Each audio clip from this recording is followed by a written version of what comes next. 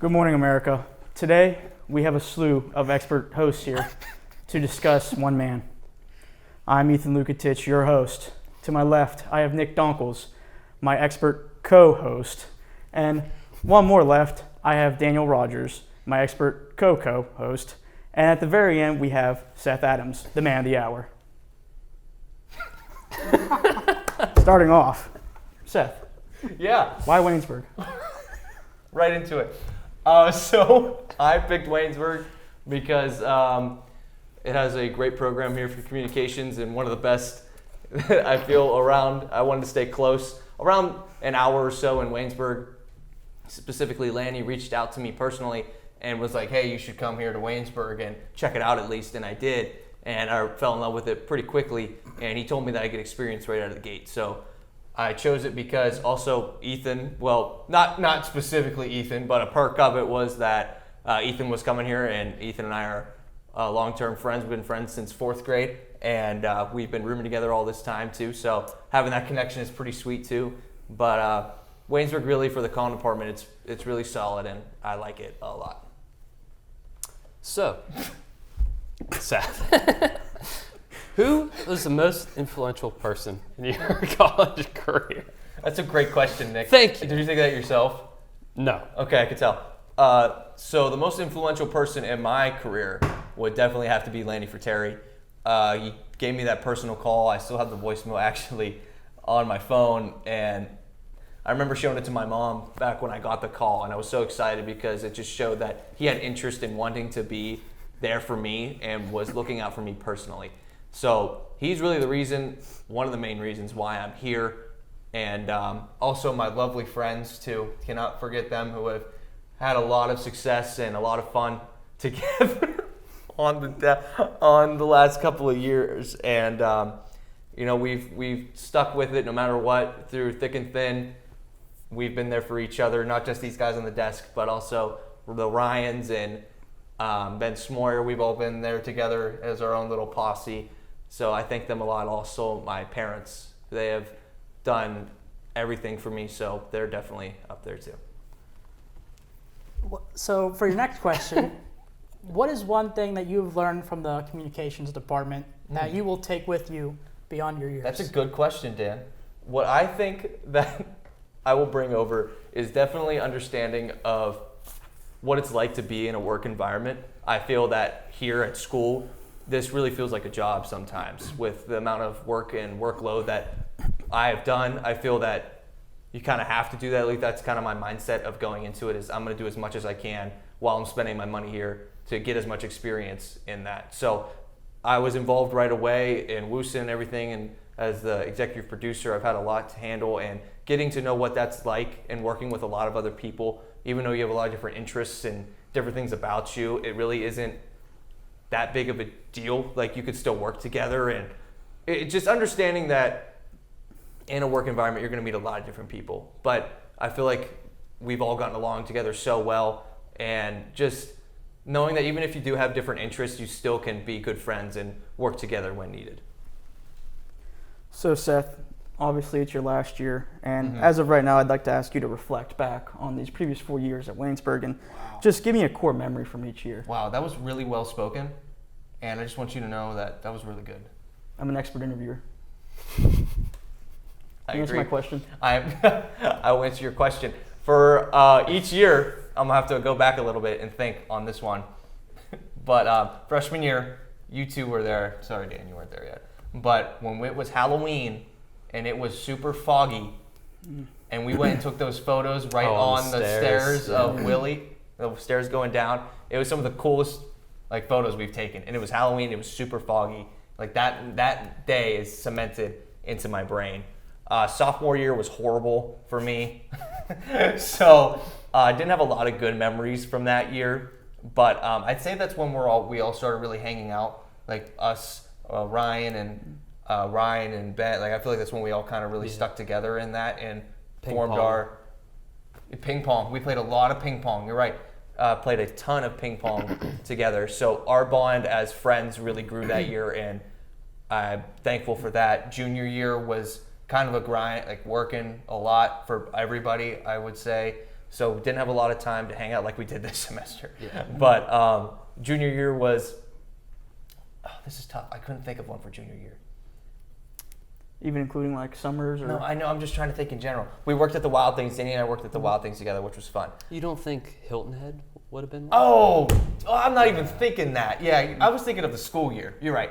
Going to Hilton Head with the guys was awesome. Definitely an experience that none of us imagined would even happen. It got out of the and group it chat. somehow Group made it, chat. and we were on a plane, and I almost threw up, but it was so much fun and so worth it because it's a memory that I will never forget. Yeah. So I didn't even think about, I was thinking strictly school, but you're right. I should have been thinking summer. And then this year, man, we have hung out so much this semester. We've done so many different things, gone to the casino a lot. We're 21. Yep. I've gone to the casino a lot. We've golfed a lot already this spring. So just cherishing every moment before it's gone because it's catching up quick. So I feel like every moment that we've had together this year has just been extra special. Yeah. I agree. Likewise. So, Seth, we've Yes, known sir. each other for a long time. Long time, childhood best friends, played on the same baseball team. Yes. back Pat and when we were Barnhill. 8 years old, I think. Yeah, 7 or 8 years old. So, in that baseball of growing up together, wait, where is it? Okay, here we go. What inspired you to be a sports announcing major? So I wanted to be an engineer, believe it or not. Ethan and I both wanted to be engineers. And wants to be a game warden, and I'm going to be a sports announcer. So things hit the rails real quick at Bentworth High School. But what really got me into it is my public speaking teacher, Miss Canavy. When I realized I couldn't do physics 2, I couldn't. I was horrible. You should have tried harder. I tried. I cheated off Tucker. Are you sure about I that? cheated off Tucker for everything. Shout out Tucker because he's the only reason why I got through physics 2. Anyway, so I'm doing public speaking, and she said I was pretty good at it. So I'm like, maybe I should invest in something in that. And I've loved sports my whole life. I played them all since I was 3 years old. Baseball, football were my two main ones. I played some basketball and soccer real early on. So obviously a big sports guy, and nobody was in our friend group back in high school. So until now, so that's a shame that it's my life now, and now everybody loves it. And it's just like I want to talk about something else. But anyway, just loving sports and finding a way that I can incorporate one of my skills into it was really an eye-opening experience, especially when I found that sports announcing is a major here. It kind of blew me away because I never would have expected that to even be a major. And just getting those legendary calls or hearing those legendary calls, like for the Miracle on Ice or the Minneapolis Miracle, have really just, I get chills when I listen to it, and I feel like anything that gives you that kind of feeling that you know and are passionate about, it's something that you can pursue. So I decided to go with that because I think I could be good. I think I could be good at it, and it's something fun. It's different. So, like, playing baseball with me at like 7 Had years old nothing to had do with nothing to do with it. Nothing. I'm heartbroken. Nothing. Thanks. Sorry. Nothing. Sorry, Nick. Nick had no reason for anything. Wow. That's sad. That's really sad. I'm just kidding, Nick. I hope you are. Nick, though you did have nothing to do with my sports announcing career, you were involved in my process of loving sports. Oh, so I okay. thank you for that. Yeah, you're welcome. Thank you, Nick. So if you make millions of dollars, you get a portion towards me, Sure. right? Okay. Next question. Well, for your final question, Seth, and one I think the world wants to know, The world. what is next for Seth Adams? It's a good question. The future is uncertain, and that's what I love about it, is that you don't really know what's... Are you laughing at me? No, You don't really know you're good. what's going to be written, and you don't know what's going to happen. So I'm excited to see what God has in store for me, and we're going to see how it goes. But I'm fortunate enough to be starting some freelance work with Sportsnet Pittsburgh.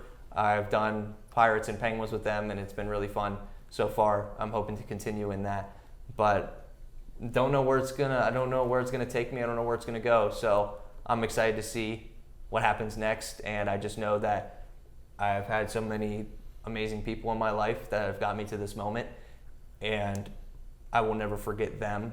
And I know that we're graduating here soon, but that does not mean that we're gone. You know, we're always gonna have each other's contact, and it's gonna hurt. Like, I feel like it's gonna hit me more than expected because these have been my guys for a very long time, and I can't thank them enough for what they've done for me, especially in times where I've had very low lows.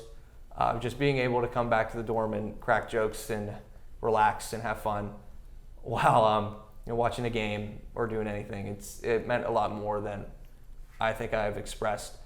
So just having that in my life, and will continue to have that in my life, is something that I'm looking forward to.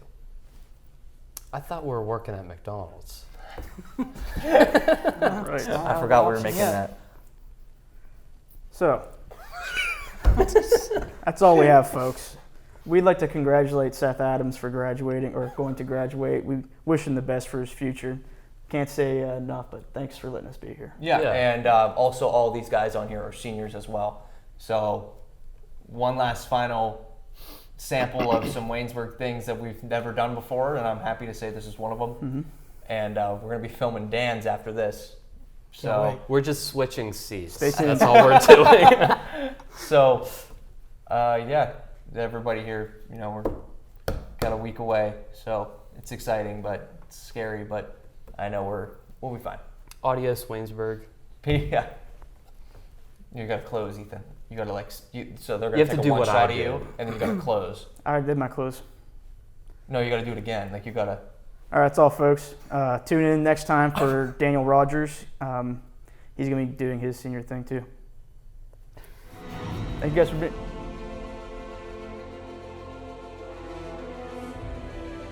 This has been a production of Waynesburg Community Television.